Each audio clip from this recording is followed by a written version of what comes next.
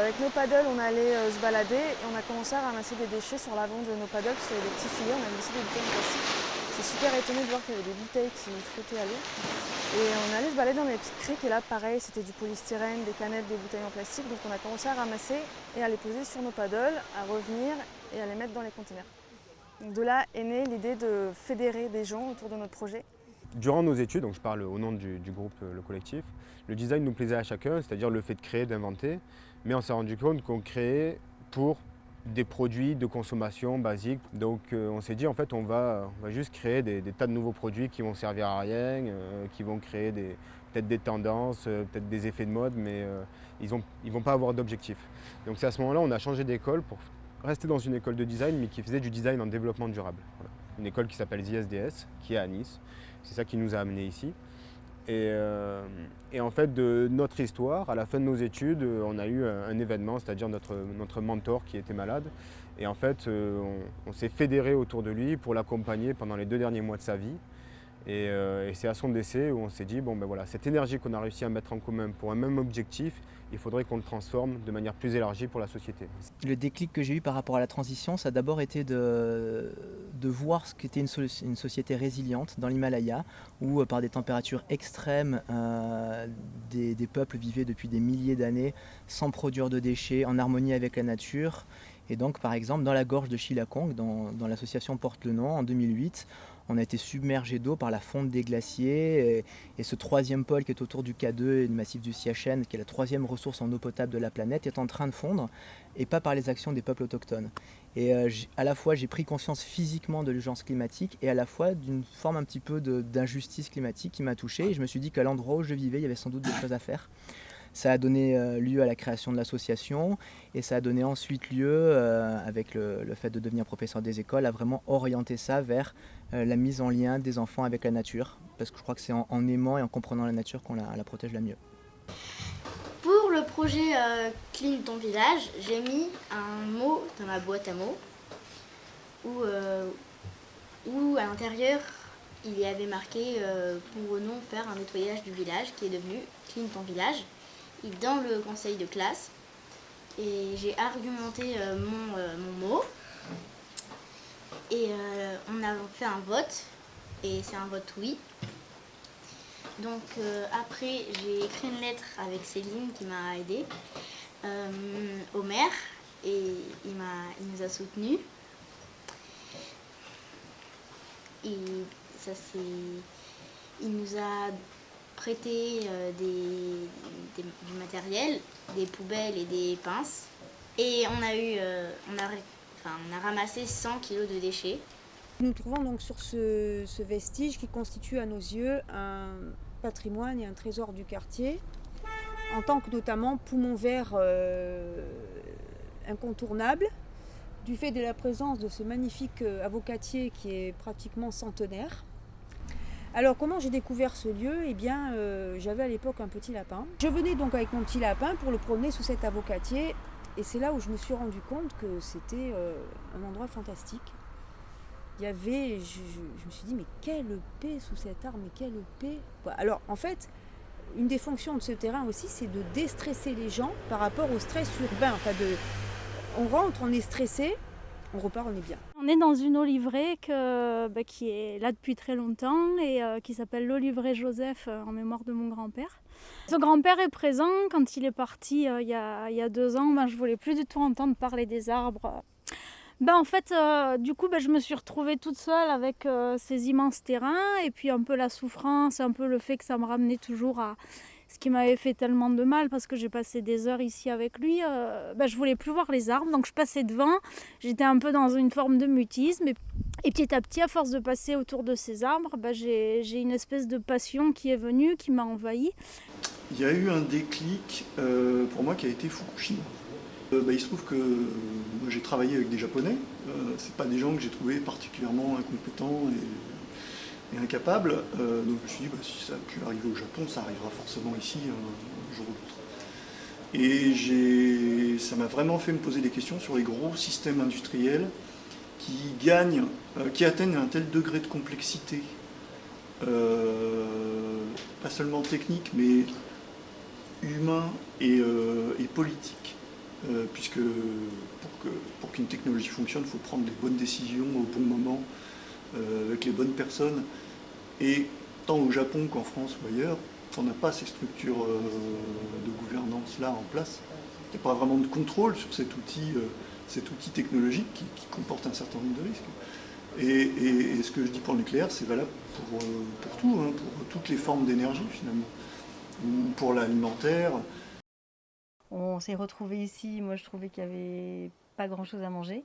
Et il me semblait que c'était un désert alimentaire ici. Et donc d'arriver là, à la campagne, ça me semblait un paradoxe de ne pas pouvoir manger quand on était dans un lieu qui aurait eu le potentiel de produire. Donc évidemment, ça s'est posé comme évidence de produire. Et au début, la production, c'était que pour C'était quasiment que pour nous. Que pour nous. Alors en ce qui concerne le déclic, c'est celui de ma profession qui m'a donc amené à considérer que les gens avaient une santé qui changeait, même à l'échelle de ma pratique. En quelques années, je me suis rendu compte que les patients avaient de plus en plus de maladies quand ils rentraient à l'hôpital, qu'ils étaient de plus en plus obèses, qu'il y avait de plus en plus de résistance bactérienne aux antibiotiques. C'est vrai qu'ici, au niveau de l'hôpital, je suis vraiment frappée par le fait que c'est toujours les mêmes qui sont en mauvaise santé. C'est toujours les plus précaires. Qu'est-ce qui se passe au niveau de cette population-là? Elle mange mal, elle respire mal, elle est soumise au stress. Et donc, par-dessus toutes ces contraintes qui sont déjà compliquées, surviennent forcément en plus les maladies. Donc, on est dans une société où c'est les personnes les plus vulnérables qui sont les plus soumises à des problèmes écologiques qui vont retentir sur leur santé. L'alimentation, elle est vraiment en lien avec l'écologie et elle est en lien avec la santé. Récemment, en fait, lors d'une présentation publique d'un plan climat, on a été assez estomaqué par ce qu'on a pu entendre. On avait deux attitudes possibles. Soit quitter la salle et ne rien faire, continuer finalement ce que nous faisions habituellement. Soit effectivement, on s'est dit non, il faut creuser les sujets. Ce qu'on a entendu ne nous convient pas, l'information est incomplète, elle est habillée, il faut qu'on creuse ces sujets-là. Et on est rentré dans les dossiers. Je suis tombée folle amoureuse de Nice, je suis parisienne à la base. Je suis arrivée dans cette ville, elle est belle, elle est colorée, il y a la mer, il y a la montagne, c'est un bonheur à vivre au quotidien. On peut être dehors toute l'année, on peut s'amuser, faire du paddle, on peut aller à la montagne, on peut faire du VTT, on peut tout faire ici. Moi, mon avenir, il est clairement ici. Nice, pour moi, c'est le Mercantour. C'est pas qu'un littoral avec la merveilleuse promenade des Anglais. C'est toute cette frange arrière-pays, moyen pays qui va donner sur les montagnes. Nice, c'est le comté de Nice. Nice, c'est la culture, c'est le soleil, c'est Nice à la belle, à cette chanson, c'est la soca, c'est mon huile et l'huile de tous les gens qui, comme moi, cultivent le caillotier avec passion. On a un cadre naturel absolument fantastique. C'est une région qui est, à cet égard, qui a de nombreux atouts et qui est une très belle région. En revanche, ce qu'on constate, et ce sont des faits scientifiques, factuels, c'est qu'un certain nombre de projets sont lancés depuis plusieurs années, qui ne vont pas forcément dans la direction de la préservation de la nature, la préservation de l'avenir de nos enfants. Et c'est ce qui nous fait souci, et notamment le climat, bien évidemment, puisque le réchauffement climatique ne doit pas être résumé qu'à un discours, mais à des actes concrets et efficaces. Je vois Nice à une double face. Il y a le côté carte postale,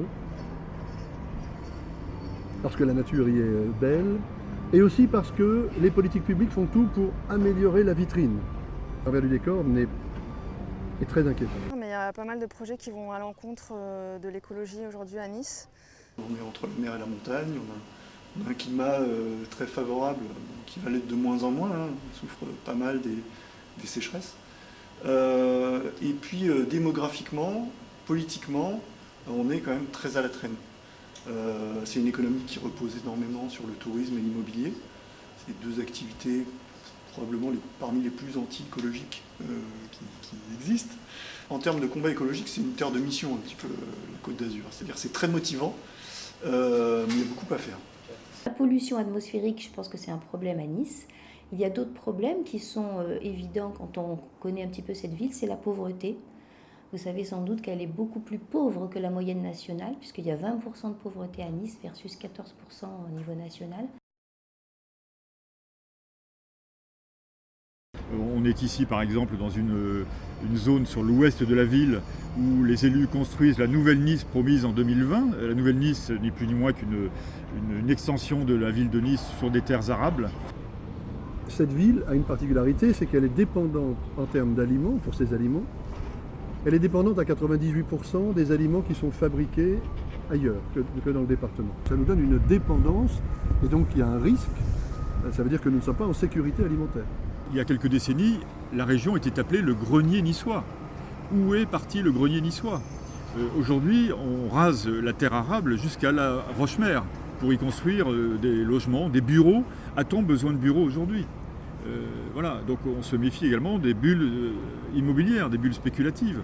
Tous ces terrains là sur lesquels on est étaient complètement gagnés par la végétation parce qu'ils ont été abandonnés. On a sur tous les villages de l'arrière-pays, on a eu cet exode rural et ces changements de consommation qui ont fait qu'à un moment on s'est un peu détourné de l'agriculture et du terroir.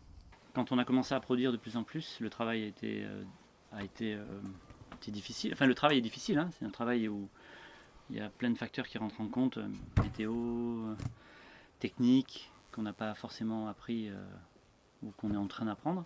J'ai l'habitude de dire qu'on était une espèce en voie de disparition. Dans le département, il y a de moins en moins d'agriculteurs, hein. C'est assez dramatique. On est de moins en moins nombreux, d'une part pour des raisons foncière, l'âge moyen, je pense que c'est la moyenne d'âge, je crois que c'est 57 ans ou dans cet ordre-là. On est beaucoup en France à faire comme ça, mais à se dire, on va essayer de vivre uniquement de notre production. Voilà. Et donc ça nous a posé énormément de problèmes parce que dans notre région, il y a une forte saisonnalité et donc c'est facile de vendre des légumes et de les faire pousser en printemps et à l'été. Ça, c'est toujours facile. Et après, il y a un gros problème de l'hiver. Et donc l'hiver, il faut continuer à gagner sa vie. Nous, notre choix était 12 mois sur 12, c'est l'agriculture qui nous nourrit. Maintenant, il y a des gens qui prennent conscience qu'il faut manger mieux, ou ne serait-ce que manger plus proche, hein, beaucoup plus proche de chez soi. Et c'est vrai que certains sont un peu déçus parce que l'offre elle est petite, elle reste toujours petite. Le foncier, c'est le nerf de la guerre et à mon sens, ce qui manque vraiment, c'est une question de politique publique. De volonté. De volonté publique. De dire, voilà, à Montsartou, ils ont mis des terrains à disposition, ils ont embauché un agriculteur, ils ont mis en route un projet et ça marche. C'est les consommateurs qui doivent faire plier un peu le politique. Il y a encore du terrain. Il y en a de moins en moins, hein, puisqu'on y met des villas. Mais, ou des parkings, ou des centres commerciaux. Des centres commerciaux, tout ce que tu veux. Mais il y a encore du terrain, il y a encore de la possibilité, parce que on peut cultiver sur des terrasses, on peut cultiver dans des petites parcelles, bon, tant pis. Mais il faut les prendre maintenant. Maintenant, il faut plus trop tarder, parce que bientôt, on n'aura plus de parcelles. Les seules parcelles, ça sera les toits des immeubles qui nous restera. Mais là, c'est encore un autre débat, on rentre dans un autre truc, quoi. Ça aussi, c'est une autre voie, mais le fait est qu'à l'heure actuelle, c'est l'emploi qui va marquer ce pas décisif pour moi. Voilà. Et donc on a commencé à avoir des apprentis. Et donc tu as une phase de pédagogie en fait finalement que tu t'en rends pas compte mais qui t'imprègne. Et on est passé sur une phase d'embauche. Donc on a embauché des saisonniers et le fait est que cette pédagogie elle est toujours restée. Il y avait de la bienveillance aussi dans l'action. Et donc il y a eu le déclic pour certains, je pense pour certains saisonniers, il y a eu des déclics. Et ils se sont installés par la suite. Et ça, pour moi, ça a été révélateur d'une situation.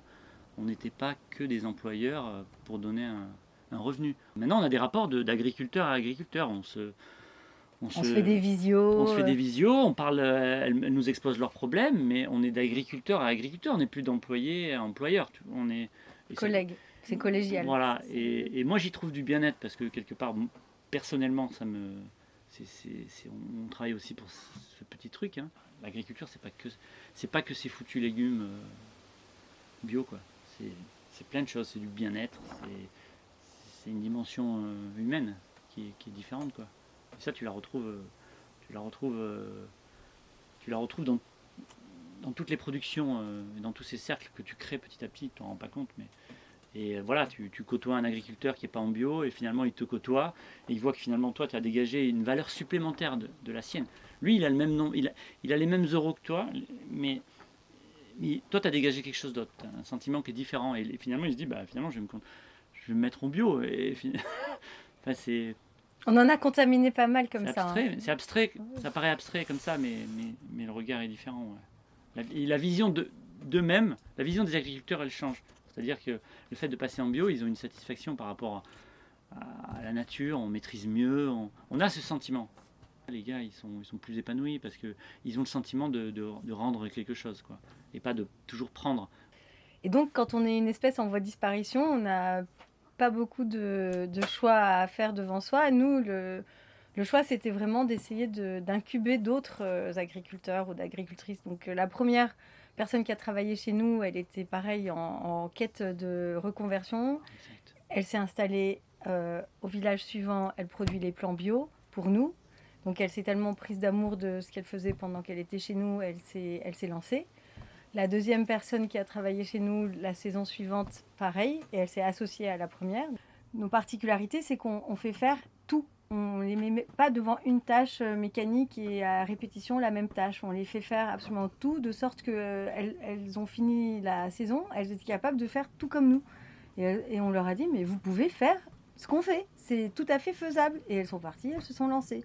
On est assez fiers du fait que les installations émanant de chez nous, elles ont réussi et on est encore en lien et on a un peu une blague de dire qu'il y a du SAV à vie chez nous.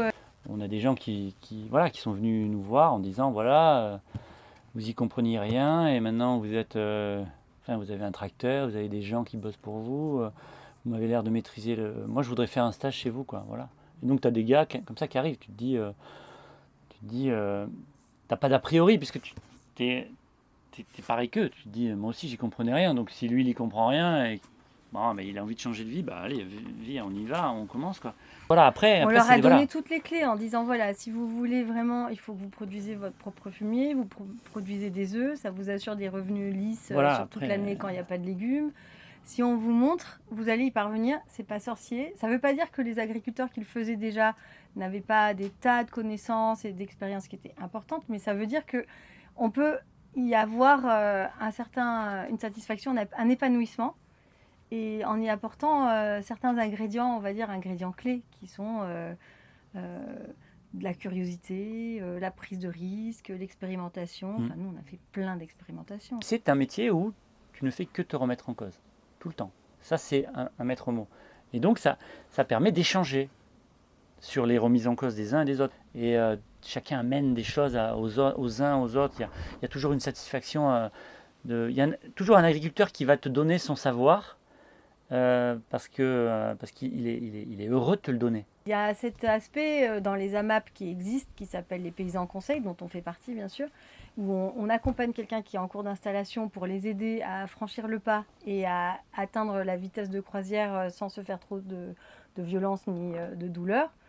Et nous, on a aussi réussi ce défi de s'entourer, de créer des liens entre nous. Sur le poulailler, on avait des attaques de rapaces tout le temps. Et j'en parle comme ça, j'en râlais tout le temps après. Je disais à la LPO, je demandais à tout le monde qui c'est qui a eu des succès avec ça, parce qu'il y a forcément quelqu'un qui a trouvé une solution. Et bien, il y a un gars à la Ciotat qui avait mis des cerfs-volants.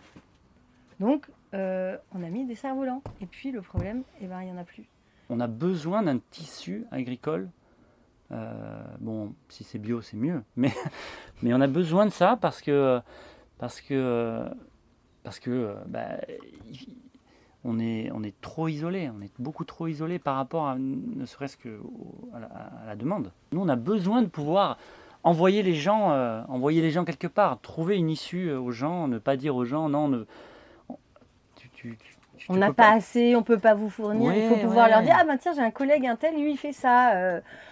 Tu cherches tel produit, va voir Henri, va voir... Il y a plein de tissus qui se créent et c'est des cercles vertueux et c'est ça qu'il faut. Il y a des porteurs de projets. Il leur faut ce petit coup de pied aux fesses. Il leur faut aussi cette confiance en eux parce que c'est souvent des gens, quand tu quittes le monde de la banque, par exemple, et que tu te dis demain je vais gagner ma vie de légumes ou de fromage, t'es pas super fier de toi. Enfin, t'es un peu fébrile, on va dire. Donc, et là, c'est là qu'il faut que dans cette phase-là, il soit soutenu par quelqu'un, par un paysan de conseil, par un tuteur, par quelqu'un qui lui dit bon là tu vas te planter. Ça je le sais parce que nous on a souffert là. Il y a plein de choses qui sont en œuvre qui peuvent aider ces gens-là. Moi, je fais partie d'un réseau européen qui s'appelle Newbie. Le porteur de ce projet, de ce réseau en France, c'est Reneta. Donc, c'est le réseau des espaces tests agricoles. Et donc, c'est un système qui permet aux personnes qui veulent s'installer de s'essayer à la profession et de tester, en quelque sorte, d'une façon assez sécurisante. Après, il y a, je pense, à mon sens, un problème psychologique qui est de dire je ne peux pas m'installer si je ne possède pas des terrains. Et nous, on ne possède pas les terrains. Et on ne s'est jamais encombré de la possession des terrains. Et c'est un énorme capital à investir pour acheter du foncier. Alors qu'en France, on a des systèmes assez bien rodés pour louer. On n'a pas une dette qui nous étouffe. Et je pense que la majeure partie des agriculteurs, malheureusement, croulent sous la dette. Et ça contribue énormément à cette détresse et aux statistiques sur les suicides. Donc on peut penser autrement et je pense que la difficulté c'est de s'insérer et c'est où nous de piquer un peu, ouais, il faut pas... On a eu beaucoup de mal à trouver ces réseaux nous et c'est pour ça qu'on y tient si particulièrement, c'est de diffuser les réseaux, c'est que quand on s'est installé nous on n'a rien trouvé. On s'est retrouvé vraiment tout seul. Les autorités nous ont pris pour des hurluberlus. Ils ont dit mais vous allez courir à la banqueroute, vous allez mourir de faim, c'est impossible de faire ce que vous voulez faire. Et quelques années plus tard, ils nous envoyaient les jeunes installés en disant il faut aller chez les Paponnes parce qu'on ne sait pas comment, mais ils y sont parvenus. Donc c'est faisable. Il faut aller voir toutes les structures. Il faut pas avoir peur d'aller voir tout le monde. Et il faut aussi aller voir il faut pas avoir peur d'aller voir des agriculteurs. Hein. Il faut faire confiance, parce que maintenant c'est aussi ça, on revient dans la confiance. Il faut parler vrai, il faut pas se cacher. Voilà. Nous, on cache pas les choses. On dit voilà, là c'est dur, là c'est pas dur. Nous, on a une chance qu'il existait encore cette structure qui s'appelle un GEDAR. Donc il y avait un GEDAR, c'est un groupement d'études de développement agricole et rural. Et le GEDAR du Haut-Var existait encore. Une grande chance, et il nous a aidés à monter un collectif d'agricultrices.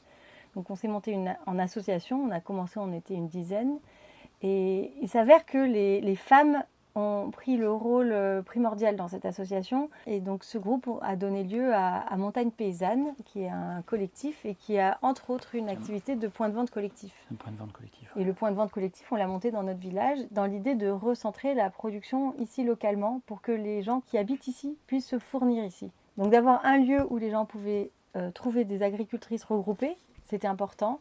Et c'était surtout de produire un tissu entre nous, d'avoir une solidarité et des envies collectives. Cette gestion-là, plus féminine on va dire, elle est quelque part moins brutale. Ce collectif, il a monté une base, un point ancré dans le territoire. Et à partir de là, il y a plein de projets qui se créent en fonction de ça. Tu pourrais créer, comme tu dis, de l'installation. Tu peux créer là, il y a un projet de livraison. On peut faire un pôle aussi où on fait de la transformation. De la transformation. C'est faisable aussi. Une régie de transformation. Tu peux faire aussi de l'embauche partagée, comment ça s'appelle, groupement groupement d'employeurs. On réfléchit collectivement aux problèmes personnels des uns et des autres. Et ça, quelque part, c'est le début. Pour moi, c'est le début d'une nouvelle réflexion à avoir dans l'agriculture, quoi. Ici, on a énormément d'atouts dans notre escarcelle, puisque on a des espaces verts ici sur la ville de Nice, l'agriculture urbaine et périurbaine, en complément de toutes les ressources que nous avons sur l'arrière-pays, puisque la métropole de Nice n'est pas que le littoral, n'est pas que la ville de Nice. Pourquoi ne profitons-nous pas des terres agricoles? Pourquoi ne mettons-nous pas en place un véritable projet alimentaire territorial, mais vraiment courageux, d'envergure, qui puisse non seulement donner de l'emploi, et des dizaines de milliers d'emplois, mais également de la nourriture saine, et également beaucoup moins de nourriture qui transiterait par la huître et donc par les camions. 40% des gaz à effet de serre viennent des camions sur autoroute. La plupart d'entre eux sont chargés des aliments que nous importons dans le département. Donc, quand on parle de cohérence et de vision d'ensemble, c'est ça qu'on dit.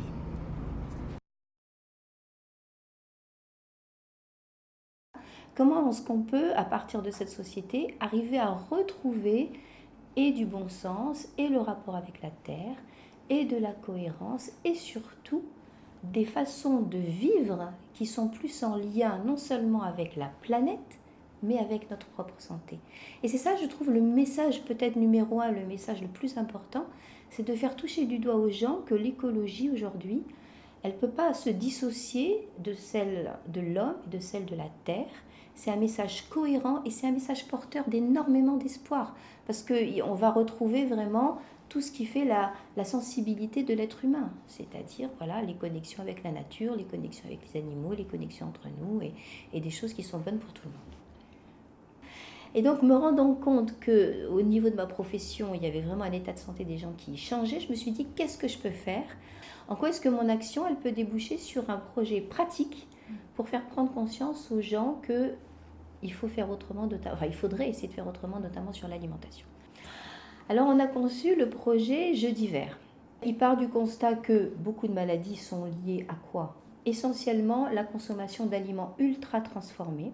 C'est un aliment qui sort des supermarchés, qui est essentiellement fabriqué par l'industrie agroalimentaire, qui encore une fois a eu des effets positifs, mais aussi voilà, et qui contient tout ce qu'on veut sauf des nutriments. C'est-à-dire que dedans, il n'y a plus de fibres, il n'y a plus de vitamines, il n'y a plus d'oligo-éléments, il n'y a plus de prébiotiques, il n'y a plus de probiotiques, il n'y a plus que des mauvais sucres, des mauvaises graisses, du sel, des additifs, des conservateurs, des choses comme ça. Et ces aliments ultra transformés, les sodas, les biscuits, la charcuterie, les plats préparés, c'est ce que mangent les jeunes. Et aujourd'hui, il y a un lien évident entre cette alimentation et les maladies. Donc, deux problématiques importantes dans ce qu'on mange, les aliments ultra transformés, et l'autre, c'est la surconsommation de produits d'origine animale. Et donc, tous ces produits d'origine animale, ils ont une conséquence à la fois sur notre santé, parce qu'on fait maintenant des élevages qui font que ces produits deviennent de mauvaise qualité, et ils ont une conséquence énorme sur l'environnement. Pour moi, le mot-clé, c'est cohérence. Puisque, en tant encore une fois que médecin, mais surtout que citoyen, ou de jeunes sensibilisés à l'écologie, on ne peut pas se dire qu'on peut faire abstraction de notre comportement et de la façon dont ça a un retentissement sur tout notre entourage. Et il n'y a rien de culpabilisant là-dedans. Au contraire, je trouve que c'est une immense opportunité de retrouver une certaine sérénité. À partir du moment où on sait l'impact que ça a sur l'eau utilisée, sur la souffrance animale, sur la déforestation, sur le réchauffement de la planète et sur notre propre corps, comment peut-on faire ? Et puis je crois que les gens n'ont pas très bien compris que le message donné par tous ces mouvements n'est pas un message ayatolesque. On ne dit pas qu'il faut arrêter tout. On dit qu'il faut recentrer une consommation sur quelque chose de raisonnable, sur quelque chose de beaucoup plus qualitatif et quelque chose dans laquelle tout le monde peut avoir sa place. L'idée, c'est de se dire qu'il y a plein d'autres aliments, il y a plein d'autres végétaux, il y a plein d'autres légumineuses, il y a plein d'oléagineux, il y a plein de choses excellentes à manger qu'on ne connaît pas. J'ai envie de dire qu'aujourd'hui, on a relégué un peu l'alimentation à quelque chose de négligeable. On veut aller vite, on fait ses courses, on mange en 5 minutes, souvent devant la télévision. Donc du coup, la nourriture n'a plus ce côté je restaure mon corps, je lui fais du bien. Vous savez peut-être qu'aujourd'hui, les antibiotiques ne sont pas donnés chez les humains en majorité, mais chez les animaux. Ce qui veut dire que des molécules hyper précieuses ont été complètement dévoyées, puisque certains se sont rendus compte que donner des antibiotiques à petite dose au bétail le faisait grossir. Et puis il faut savoir quand même que tous ces animaux, ils excrètent les antibiotiques dans leur sel, dans leur pipi, que ça imprègne les nappes phréatiques, que ça va dans l'eau. Et aujourd'hui, les antibiotiques sont un petit peu partout, dans les fleuves, dans les eaux de boisson. Et c'est comme ça qu'émerge la résistance bactérienne aux antibiotiques qui nous impacte, nous, êtres humains. Donc c'est un vrai problème. Il faut vraiment être conscient que plus il y a des élevages intensifs, plus il y a d'utilisation d'antibiotiques et plus il y a un risque pour l'espèce humaine. Donc l'idée de Jeudi vert, c'était simplement un côté pédagogique, un côté aussi, je dirais, positif en faisant comprendre que la bonne nourriture, c'est la nourriture plutôt méditerranéenne, celle qui a du goût, celle qui est bonne, c'est les bons légumes, c'est les bonnes céréales, c'est la bonne huile d'olive, c'est tout ce qui est vraiment gustativement très sympathique. Et donc de proposer le jeudi à toutes les institutions, quelles qu'elles soient, entreprises, hôpitaux, cliniques, qu'on fasse une journée sans aucun produit, ni ultra transformé, ni animal, et en mettant tout en bio, en local et en 2 saisons. Donc c'est simple, 5 piliers, c'est très simple. Et avec cette simplicité, on agit sur la santé, sur l'environnement et aussi sur un domaine qui m'est particulièrement cher, qui est l'éthique. Aujourd'hui, l'alimentation qu'on a, qui est à l'origine de ces maladies et des problèmes environnementaux, elle impacte beaucoup on va dire l'éthique nord-sud. Les pays du nord qui ont envie de manger tout ce qu'ils veulent obligent les pays du sud à déforester pour faire pousser leur soja et pour alimenter leur bétail. C'est une éthique transgénérationnelle. Si moi aujourd'hui j'ai tout ce que je veux, qu'en sera-t-il pour mes enfants, mes petits-enfants, etc. Puisque les ressources sont en train quand même de diminuer.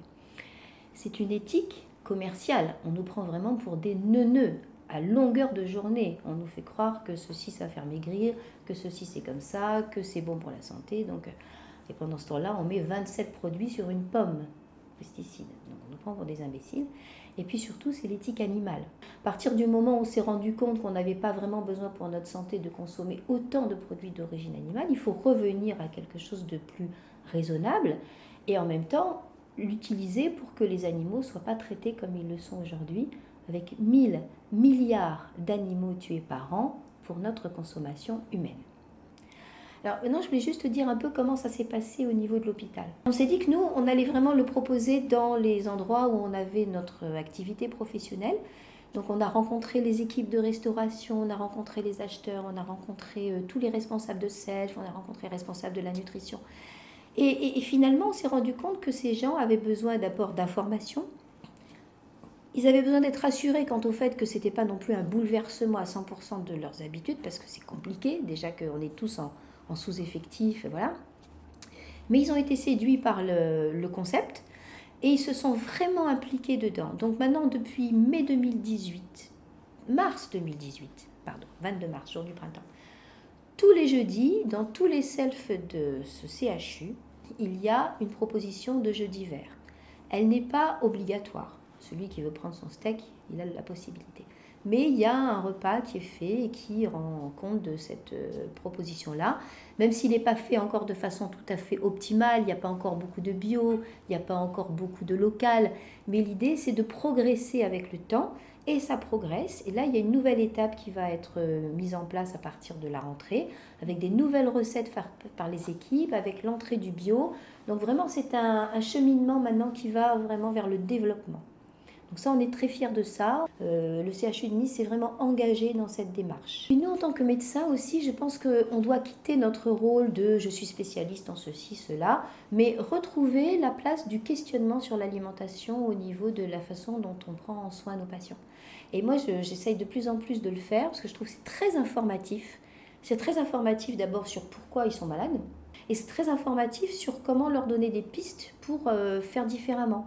Et je pense que c'est intéressant aussi de dire aux nouvelles générations qu'il faut redonner le rôle à la nourriture qui est un rôle important. Un rôle vis-à-vis de nous, un rôle de partage.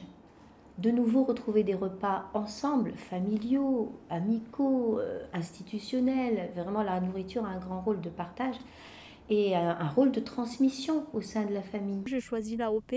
Ça ne veut pas dire que je ne suis pas dans du bio parce que le bio c'est un label et je crois qu'il y a beaucoup de choses derrière le bio et je pense qu'on peut avoir une belle âme et faire des belles productions sans avoir forcément ce label. Pour moi le bio c'est du commercial. Je veux vraiment garder les yeux ouverts à la fois sur le côté terroir. Moi ici je fais un produit de qualité, je travaille à la main, je passe des heures ici et tout ce travail là à un moment...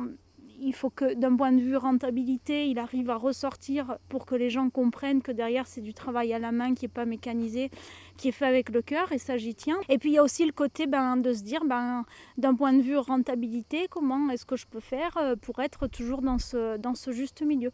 Donc ici c'est l'Oliveraie Joseph et oui mon huile est à la vente, mais je tiens à parler du syndicat de l'olive de Lise qui fait un gros travail et qui regroupe tous des agriculteurs comme moi, dont c'est pas le métier mais qui ont cette passion et puis surtout des gens dont c'est le métier qui sont producteurs d'huile d'olive.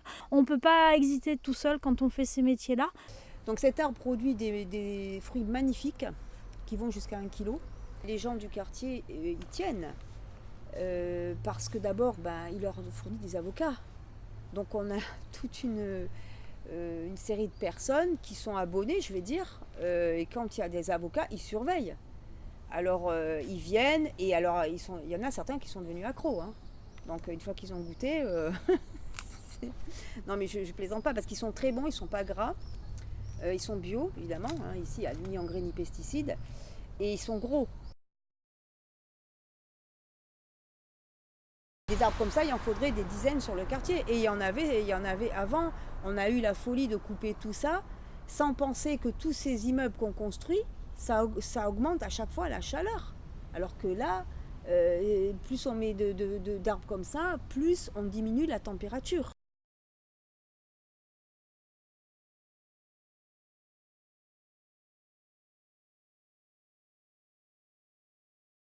Tout ce qui va dans le sens de la verdure est bien. Maintenant, il ne faut pas oublier une chose, comme je disais tout à l'heure, ce sont les arbres de plus de 25 ans qui fixent le carbone. Et pour faire un arbre, il faut 30 ans. Le problème, c'est que cet arbre-là, il a grandi à une période où il n'y avait pas le stress urbain qu'il y a maintenant.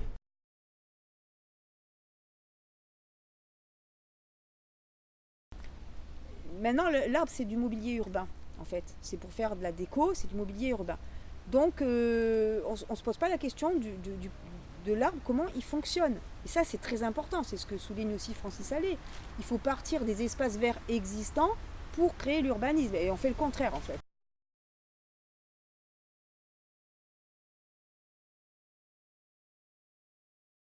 Donc, moi, j'aimerais bien qu'à Nice, on comprenne une chose, parce que c'est complètement vital, c'est qu'il faut garder cette végétation héritée du passé. Elle est incontournable et il faut en rajouter. Nice est une des villes les plus polluées de France, peu de gens le savent.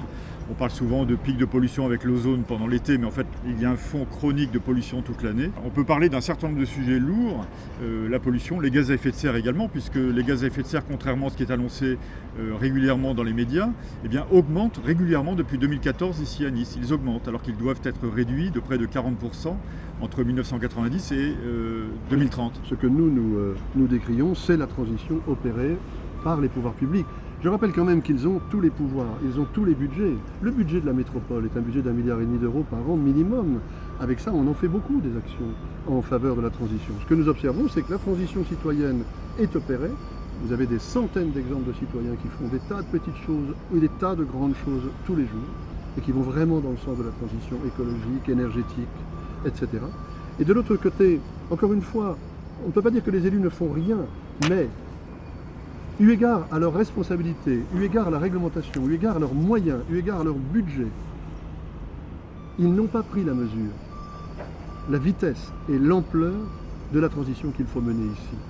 L'important, c'est la cohérence. D'un côté, on ne peut pas entendre que la métropole et la ville de Nice travaillent, luttent de manière acharnée contre les gaz à effet de serre, alors qu'on envisage, par exemple sur l'aéroport, d'étendre la capacité de l'aéroport entre maintenant et 2021-2022 de 30% au niveau du trafic passager. 30%, c'est 4 millions de passagers supplémentaires, ça équivaut quasiment à l'activité de l'aéroport de Nantes. Donc un aéroport sur un aéroport. Donc si on se résume, 1, on n'est pas du tout en phase avec les objectifs réglementaires, pas du tout. 2, les grandes actions et les grandes décisions qui sont prises par les décideurs publics nous inquiètent terriblement, puisque manifestement, elles vont engendrer encore des décalages entre les résultats et les objectifs que nous nous fixons en matière de pollution de l'air, de gaz à effet de serre, de disparition de la biodiversité, etc. Ce qu'il faut savoir quand même, c'est que Nice est très très en retard. C'est un désert cyclable, Nice. On a entre 60 et 80 km de pistes cyclables à Nice, 34 km en voie propre, ce qui est très peu à comparer aux 800-900 km qu'on peut trouver sur Strasbourg, sur Nantes et d'autres villes.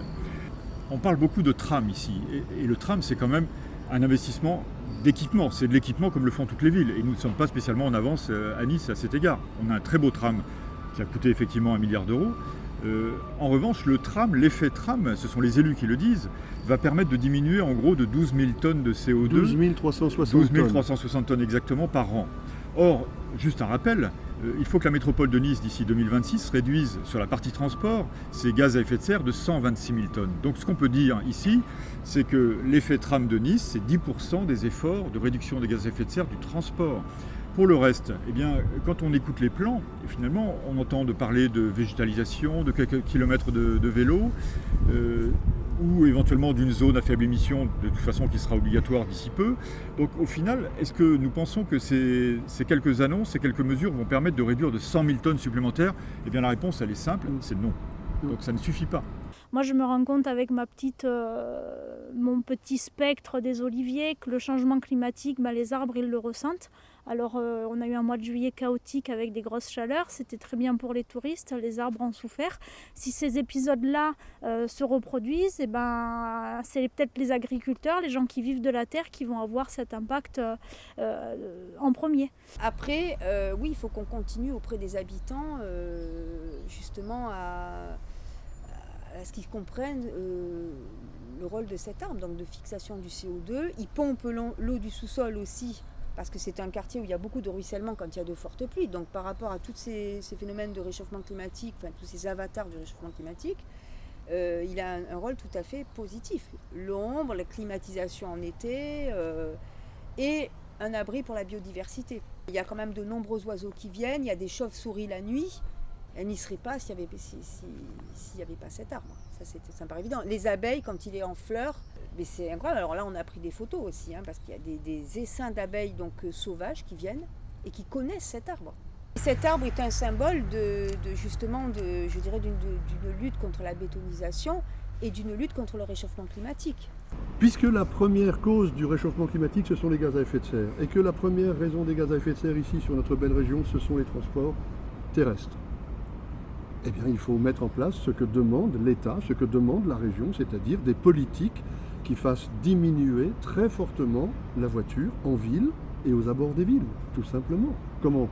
En multipliant, non pas seulement avec un tram qui coûte 1 milliard d'euros, mais en multipliant les transports publics de façon très importante, premièrement, mais pas seulement dans le centre-ville, également sur les collines, également derrière les collines, puisque vous savez qu'il y a énormément de voitures qui descendent des collines et de l'arrière-pays vers Nice. Donc, diminuer la part de la voiture, c'est le premier point. Ça demande une prise de conscience de la part des politiques et du courage politique. De dire, dorénavant, je vais organiser ma cité en réduisant la part de la voiture telle que la réglementation me le demande. Ça se fait en concertation avec l'ensemble des acteurs, y compris les commerçants. Notre petite particularité, si on peut le dire ainsi, c'est que on est parti sur la voie un peu plus laborieuse du contact direct avec les élus. C'est-à-dire, nous travaillons par exemple à leur remettre des propositions comme celle-ci. Là, vous avez un 100 pages qui a été remis au printemps 2019 aux élus. On travaille effectivement selon une méthodologie très précise, ce qu'on appelle notre rouleau compresseur, c'est-à-dire on part toujours de la loi et de la réglementation. On fait un état des lieux scientifique, un constat des propositions, des mesures locales et du territoire. Il est toujours intéressant de se comparer à d'autres territoires français ou européens ou mondiaux. Il y a énormément de mesures, tout un panel de mesures très positives qui sont menées dans le monde et c'est intéressant de le rappeler. Donc c'est un peu notre travail que de le dire aux élus. Thierry parlait de 98% de dépendance alimentaire, mais on peut parler également de 91% de dépendance énergétique. Donc ça, ce sont des éléments absolument stratégiques sur lesquels on travaille. On a ici une région dont tous les chiffres montrent que la capacité solaire est de 50% supérieure annuellement, jour par jour, aux autres régions de France. Pourquoi ici avons-nous une énergie photovoltaïque qui équivaut à 0,6% seulement de la consommation électrique de la métropole? Alors, ce qui se passe à l'heure actuelle, c'est que on quitte toujours pas nos vieilles habitudes. On a toujours un système politique et économique qui donne la priorité au quantitatif, c'est-à-dire à l'argent, en gros, et qui ignore complètement le qualitatif. La biodiversité, c'est quelque chose sur lequel on ne peut pas mettre de chiffres, on ne peut pas mettre de prix, et donc du coup, ça passe à la trappe. La transition énergétique, ça serait on abandonne les énergies fossiles et on passe aux énergies renouvelables. Alors qu'en fait, on n'abandonne pas du tout les énergies fossiles, on se contente d'ajouter des énergies renouvelables par-dessus parce qu'on continue à augmenter notre consommation. Tant qu'on n'adopte pas une certaine forme de sobriété et de remise en question profonde, on ne sera pas en transition, à mon sens. Adopter des modes de transport plus responsables ou produire plus d'énergie renouvelable, tant qu'on ne réduit pas notre kilométrage total ou notre consommation énergétique totale, on ne résout rien. Et on ne ralentit même pas la vitesse de destruction. Je suis ingénieur de formation, j'ai un peu plus de 40 ans. J'ai fait toute ma carrière dans l'énergie, mais plutôt dans des grosses sociétés, sur des gros projets industriels. Et puis au fil des ans, j'ai commencé à me poser des questions sur notre consommation d'énergie à l'échelle planétaire, et puis au plan plus individuel. Et je me suis dit, mais qu'est-ce que je pourrais faire personnellement, professionnellement? Et Scavengy, ça m'a paru une solution. Donc moi je me suis dit, je vais monter ce projet-là, je vais créer une entreprise, et puis voilà, je vais essayer de faire en sorte que ça marche. Donc j'ai commencé à me dire que si la solution, enfin en tout cas l'émergence de solutions, elle ne pouvait venir que de petits projets qui démarrent du bas de la pyramide. Et Scavengy rentrait dans ce... Ça ne s'appelait pas encore Scavengy à l'époque, mais quand j'ai commencé à y réfléchir, ça rentrait dans ce cadre-là. Je disais, voilà, il y a plein de balcons ici, il y a plein de soleil, il y a plein de vent. Les gens doivent pouvoir faire des choses. Comment c'est possible? Comment on pourrait faire? Alors Scavengy, c'est la contraction de scavenge et énergie. Scavenge en anglais, c'est la récupération, le glanage. Scavenger, c'est le récupérateur ou le charognard. Puisque dans Scavengy, il y a l'idée qu'on va essayer de faire de l'énergie avec de la récup. Et on va essayer de récupérer de l'énergie en petite quantité là où on la trouve. Donc il y a vraiment l'idée de glanage énergétique. Le but, c'est de faire du design en développement durable. Donc le design, c'est un métier de la création qui peut s'orienter sur du graphisme, du produit, de l'aménagement d'espace, toutes sortes d'innovations, et orienté sur la transition. Donc la transition, qu'est-ce que c'est? C'est essayer de faire mieux avec moins dans le monde qui nous entoure.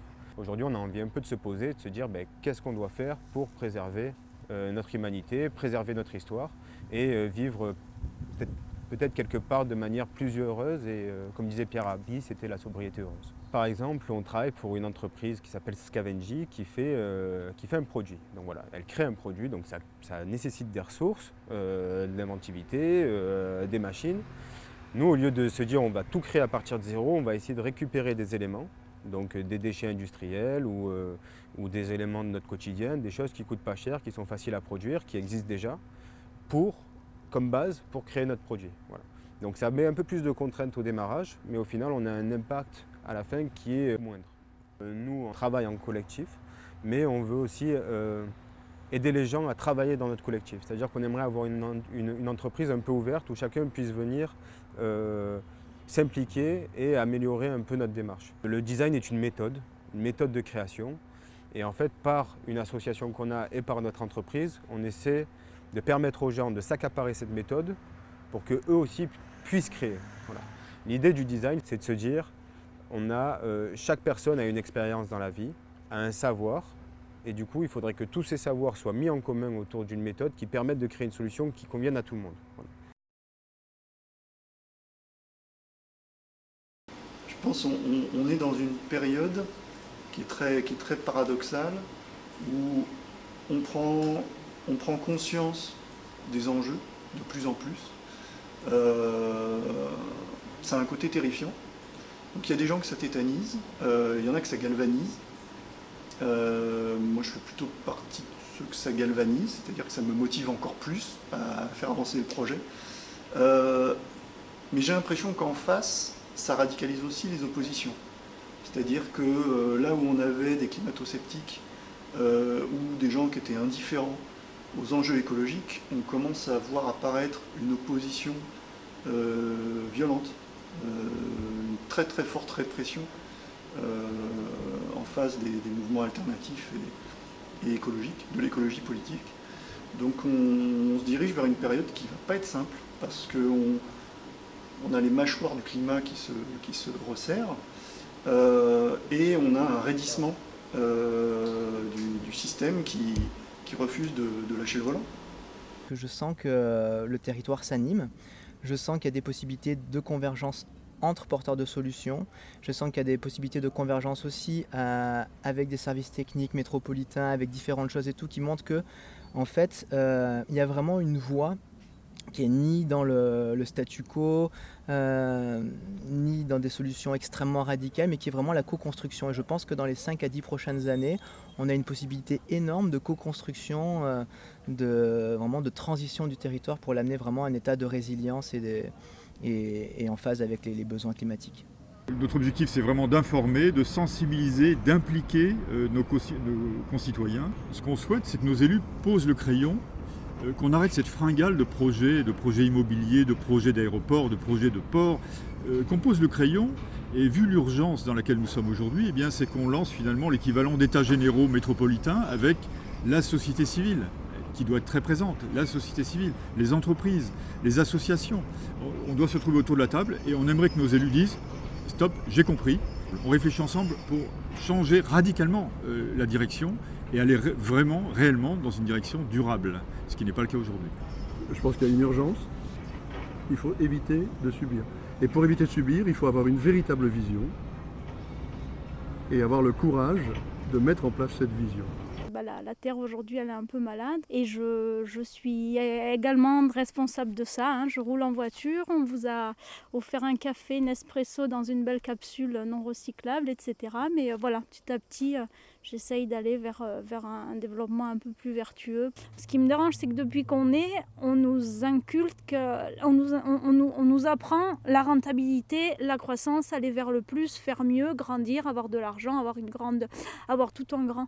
Et je me dis que si demain on arrive à changer un peu les choses, alors l'agriculture c'est une toute petite porte d'entrée, mais c'est la façon dont j'aimerais voir ma vie en général. Si un jour on se dit on peut avoir une économie de la décroissance, on peut avoir une économie en revenant en arrière pour dire on arrête, on maintient et on essaye d'inventer sur ce qu'on a déjà et qui fonctionne plus ou moins. Je pense que là, on pourra sortir des belles choses. Voilà, là, je me suis un peu lancée dans ces nouvelles formes. On dit que c'est la mode, mais enfin, moi, j'y crois dans la permaculture. J'ai mis là-bas des bacs pour recréer en fait un sol vivant où on va accumuler différentes couches qui vont rendre le sol un peu indépendant et autonome. Donc j'ai fait ce petit test là-bas et puis si ça fonctionne, j'aimerais bien à terme agrandir ces bacs et en faire peut-être un mode de production un peu différent. Moi j'estime que j'en vis pas aujourd'hui et j'estime que je peux avoir à mon humble niveau un petit rôle de colporteur en disant regardez, moi je l'ai fait à l'échelle micro sur mon temps libre entre guillemets parce que ça me plaît et ça marche.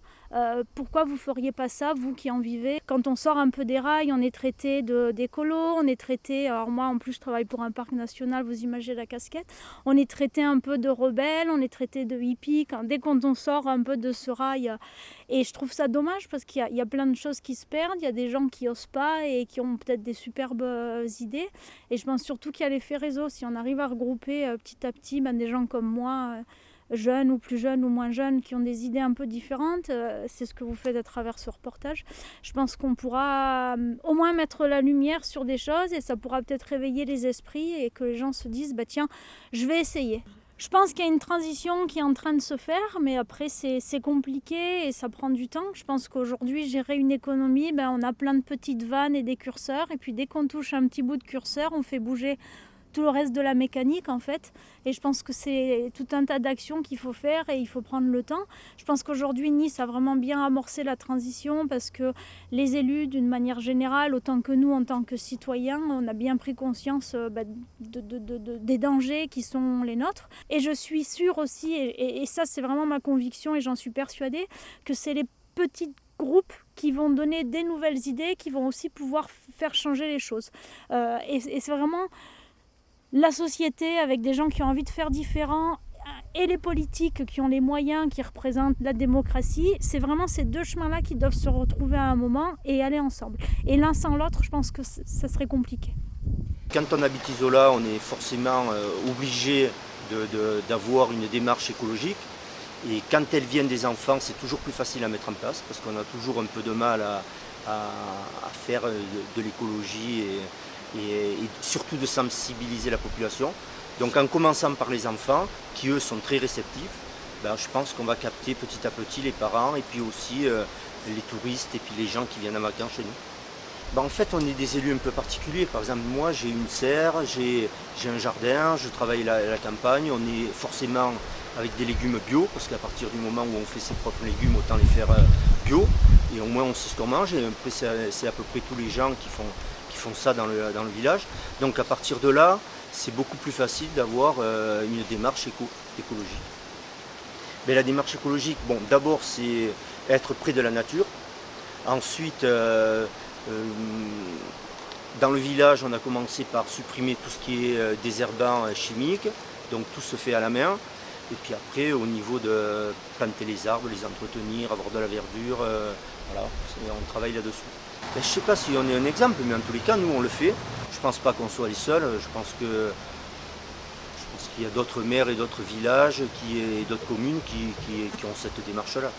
On se déplace pas mal en vélo ici, hein. De toute façon, on n'a pas de souci pour se garer, mais avec le vélo c'est encore mieux, c'est encore plus rapide. Et puis voilà, c'est pas de pollution, c'est pas de carbone. Voilà. Ce qui est important de noter, c'est que effectivement les projets que font les enfants fédèrent pas mal de monde à Isola, que ce soit la municipalité, les parents ou encore tout simplement des villageois, ou encore des touristes. Mais c'est l'idée principale, c'est que les enfants, l'idée vient des enfants. On la vote et ensuite on la met en œuvre tous ensemble.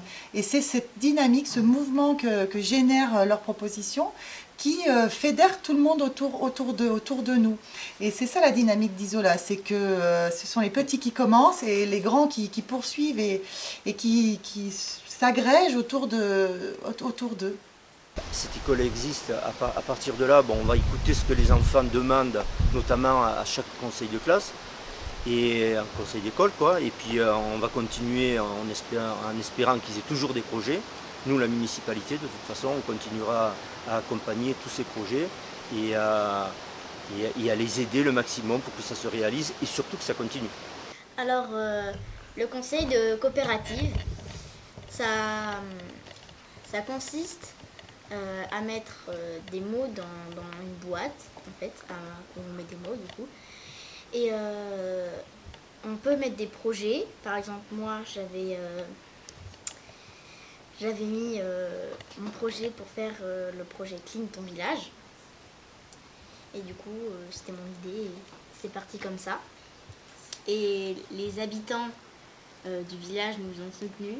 On en a parlé à nos parents, ils étaient contents. Enfin, voilà. Ceux-ci, ils jettent moins leurs déchets, enfin, voilà, tout ça. Mais par contre, les touristes, eux, ils se lâchent. Je trouve, en tout cas, moi. Et aussi, il y a un restaurant dans le village qui s'appelle Le Collet Factory. Et tu l'as dit? Oui. Non, mais qu'ils avaient mis un cendrier. Ah oui. Donc quand on a fait le Clean ton village, après une semaine ou plusieurs jours après, il a mis un cendrier devant son restaurant pour pas qu'il y ait des mégots par terre. Et aussi, on a ramassé plein de mégots par terre. Plein. On a ramassé au moins une bouteille entière. Ou même plus. Donc c'était décevant. Pour la planète. On avait aussi demandé, je me rappelle, en conseil de coopérative, de mettre des cendriers partout dans le village. La terre, elle fume pas. Alors on n'a pas besoin de cigarettes. Vous savez, la planète, elle n'a pas besoin de cigarettes. Elle s'en sort très bien. Sans cigarettes, elle fume pas. La planète aussi, elle ne mange pas de plastique. Il y aura moins de plastique parce que on garde par exemple les verres en plastique, on les nettoie. Et maintenant, on essaye de prendre par exemple des assiettes qui se nettoient pour faire les anniversaires. Et les bouteilles aussi, on prend des gourdes. Ou des bouteilles en verre. Ou des bouteilles en verre. On a mis en place le tri sélectif. Pour la poubelle, par exemple, la poubelle rouge, c'est le plastique. La poubelle bleue, le papier. Et pour les autres poubelles, c'est le reste. Nous avons un compost. Par exemple, pour nos épluchures, tout ça. On va à côté de la serre et on a un compost. Un déchet, c'est une chose qui pollue la planète. Le projet Éco-École, en fait, l'idée c'est au sein d'une petite école, puisqu'on a la particularité aussi, et c'est ça qui a été facile à mettre en œuvre, c'est qu'on a un effectif assez petit, une classe multiniveau, une méthode freinée donc, qui amène à l'autonomie et à la responsabilisation des enfants. C'était de dire, eh bien, pourquoi est-ce qu'on ne serait pas labellisé Éco-École? Donc les enfants sont partis sur la biodiversité pour la première année. Donc ils ont fait un diagnostic, un état des lieux dans notre école, qu'est-ce qui se passe pas, qu'est-ce qu'on pourrait améliorer.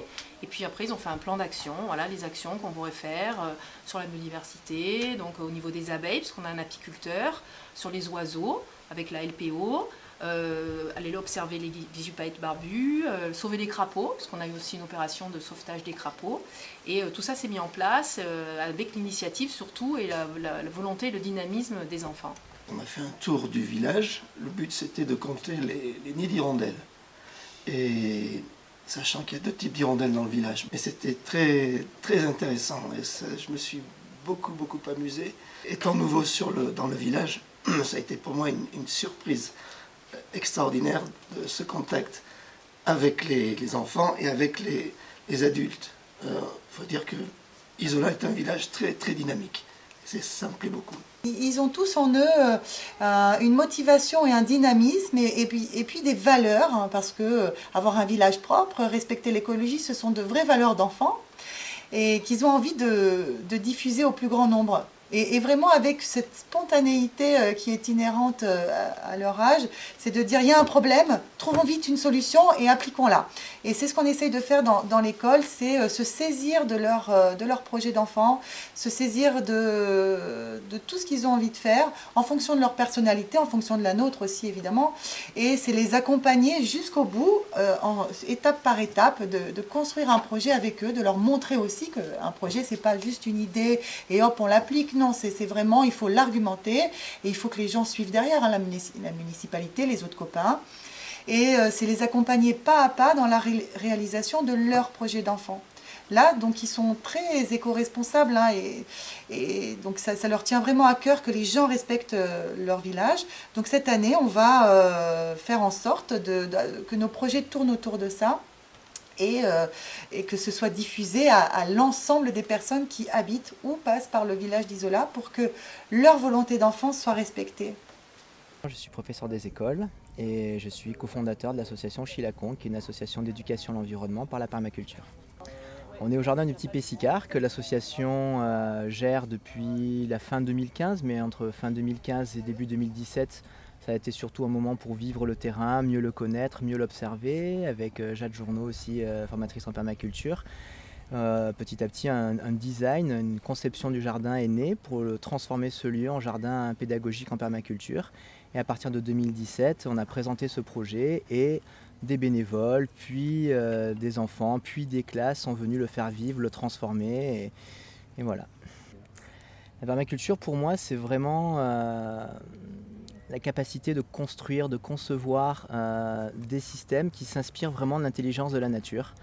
Elle nous montre par sa résilience, sa beauté, les écosystèmes qu'elle crée et qu'elle entretient, qu'elle a vraiment une panoplie de solutions pour toutes les situations. Ça fait 4 ans que l'association est née, avec différents projets, l'association qui grandit. Et Nice aussi qui nous soutient de différentes façons, notamment grâce à la pose de pochoirs à l'intérieur de Nice, qui nous permet de poser des petits pochoirs avec des tortues, ne rien jeter, tout part à la mer, devant les bouches d'évacuation du réseau d'eau pluviale. Et on remercie d'ailleurs beaucoup la ville de Nice et la métropole de nous permettre de faire ce projet. On a pu sensibiliser les gens sur le fait que les déchets que l'on jette partent en mer, que ce ne sont pas des bouches d'égout, que ça ne part pas à la station d'épuration. Donc on a un super contact avec les restaurateurs, les bars, les gens qu'on rencontre qui viennent à nous, qui sont super surpris d'apprendre ça et qui transmettent le message et qui nous disent bon ben en fait on ne jettera plus et on fera passer, on ne savait pas que ça partait à la mer. Donc on a pu poser ces pochoirs et pareil pour nous les pochoirs ça doit être fun, joli, ludique, les enfants adorent, ils cherchent les petites tortues et tout est fait autour du jeu et de la beauté surtout, il faut que ça soit beau, que ça soit créatif. Je suis présidente du comité de quartier Saint-Roch-Vauban depuis 2006 et des jardins partagés de Saint-Roch depuis 2013. Donc c'est un terrain qui n'est pas grand, qui fait 350 m², mais qui a des conditions optimum. Nous avons demandé à la mairie et aux autorités de transformer cette parcelle en jardin pédagogique pour les écoles et collèges. et ça a été systématiquement refusé. Et donc en octobre 2013, en partenariat avec Terra Segurana, on s'est dit il n'y a qu'une solution pour sauver ce terrain, c'est de rentrer dessus. Donc on y est allé au culot, on est rentré.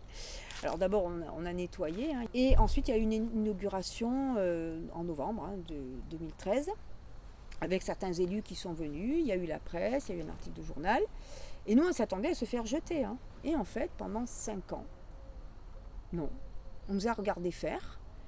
Je pense que les élus ont quand même pris la température et se sont rendus compte que les habitants voyaient ça d'un très bon œil, parce qu'on a eu des retours tout à fait positifs. Donc après les choses ont un petit peu changé depuis le printemps dernier. Parce qu'en fait, alors il y a eu, alors vous voyez ce mur là, ce mur en pierre sèche là, donc de l'autre côté. Donc ce mur là il s'est écroulé de ce côté là, mais ça fait très longtemps. Donc on a envoyé un message à la mairie, bon, qui n'a pas répondu. On s'est dit bon bah, s'ils ne répondent pas, c'est qu'ils sont d'accord. Donc à nos frais, on a refait ce mur. Suite à quoi la métropole s'est manifestée en disant mais vous faites des travaux, veuillez justifier de votre présence sur ce terrain, alors qu'on ne nous l'avait jamais demandé auparavant. Alors là, nous attendons la 3e mouture du bail. Mais l'histoire, c'est qu'on veut pouvoir nous mettre dehors sans contrepartie. C'est-à-dire qu'ils en sont toujours à cette idée de travaux, enfin d'alignement, et de vouloir faire sauter ce qui est le plus intéressant sur cette parcelle. Le problème, c'est que les élus, ils vivent les choses de manière abstraite. On est dans un système abstrait et irresponsable. Or, désolé, on a un corps, on vit dans la nature, on dépend de la nature, donc il faut vivre les choses physiquement. Alors quand on vit les choses physiquement, on ne se pose aucune question. Enfin, je veux dire, la réponse, elle était évidente. On vit alors aussi une fonction dont je n'ai pas parlé de cette parcelle, mais qui est très importante. C'est donc de reprendre goût avec la terre et le vivant, de reconnecter, comme dirait Pierre Rabhi, avec la terre et le vivant. Et ça, c'est très important pour les enfants. Les classes qui viennent ici, on voit quand ils viennent là, mais c'est du non-stop. On n'a pas besoin de... Ils sont là, ils ne veulent plus partir. Hein. Ils ne veulent plus partir. Donc, c'est un besoin vital. Moi, je dis que franchement, les enfants, on leur vole des choses vitales. Alors, s'il y avait plus d'endroits comme ça sur le quartier, mais il y aurait beaucoup moins de violence. On s'étonne que les jeunes ils deviennent violents. Alors les enfants, mais les gens aussi redeviennent humains. Et ils tissent des liens, parce que la nature nous fait que nous redevenons humains. C'est fondamental aussi, c'est pour ça aussi que nous nous battons pour ça. Il faut savoir si on veut une ville simplement fonctionnelle, une espèce de quartier dortoir où les gens viennent dormir et puis après ils ne savent même pas pourquoi ils sont là et puis ça dégénère en violence, ou si on veut une ville humaine. Et ça, on veut absolument que les politiques comprennent ça. Si on veut des villes humaines, il faut des endroits comme ça. Et il en faut beaucoup plus que celui-là. Je crois qu'il y a une intelligence formidable dans la nature qui dépasse la nôtre. Je pense qu'il y a une connexion de la nature avec les humains et qu'il faut que les êtres humains retrouvent dans leur ensemble cette connexion pour redevenir humains et pour survivre.